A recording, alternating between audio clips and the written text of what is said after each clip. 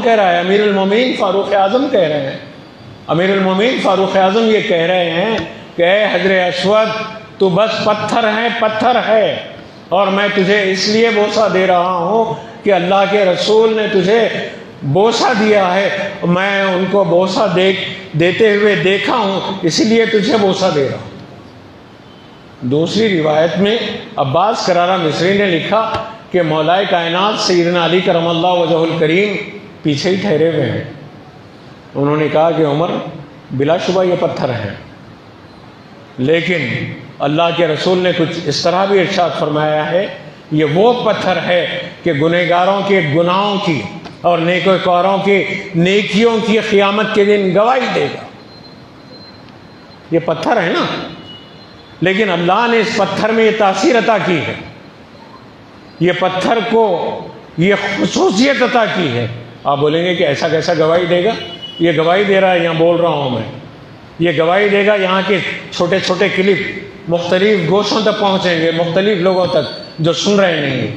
یہ گواہی دے رہا ہے کہ کون کس کونے سے بیٹھ کے مجھ سے بات کر رہا ہے اور کون کس کی گفتگو میں سن رہا ہوں۔ تو جب انسان نے کوئی شے بنائے تو اس میں یہ تاثیر، یہ طاقت بن سکتی ہے، تو اللہ رب العزت اگر ایک پتھر میں یہ تاثیر دے تو کمال کی کیا بات ہے۔ تو حجر اسود کی یہ تاثیر میں نہ صرف یہ، بلکہ عباس کرارہ مصری نے لکھا کہ جب میثاق میں ساری انسانیت کی تخلیق کے بعد اللہ رب العزت نے اولاد آدم سے عہد میثاق لیا، تو عہد میثاق لینے کے بعد اس میثاق کو حجر اسود میں رکھ دیا گیا۔ قیامت کے دن حجر اسود کو ایک زبان دی جائے گی۔ زبان سے مراد ایسی زبان نہیں ہوگی۔ دو آنکھ دیے جائیں گے، وہ آنکھ سے مراد یہ آنکھ نہیں ہے، وہ اللہ کے علم میں کون سی زبان ہے اور کون سا علم اور کون سی آنکھ ہے، وہ اللہ اور اللہ کے رسول جانتے ہیں۔ لیکن حجر اسود گواہی دے گا، گنہگاروں کے گناہوں کی گواہی دے گا اور نیکوکاروں کی نیکی کی گواہی دے گا۔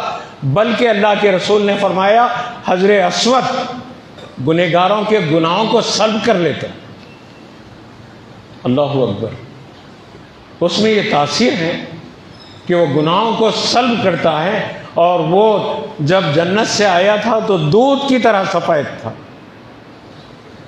روایات میں آیا کہ وہ دودھ کی طرح پاکیزہ اور سفید تھا، آج بھی پاکیزہ ہے، لیکن ہمارے گناہوں کو سلب کرنے کے سبب میں وہ سیاہ ہوتا گیا۔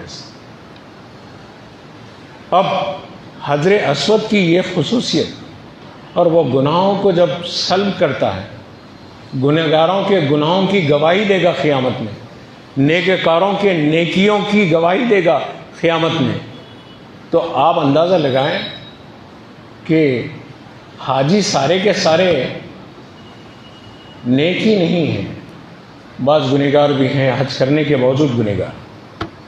اسی لیے تو یہ معلوم ہوا اس حدیث میں کہ وہ گنہگاروں کے گناہوں کی گواہی دے گا۔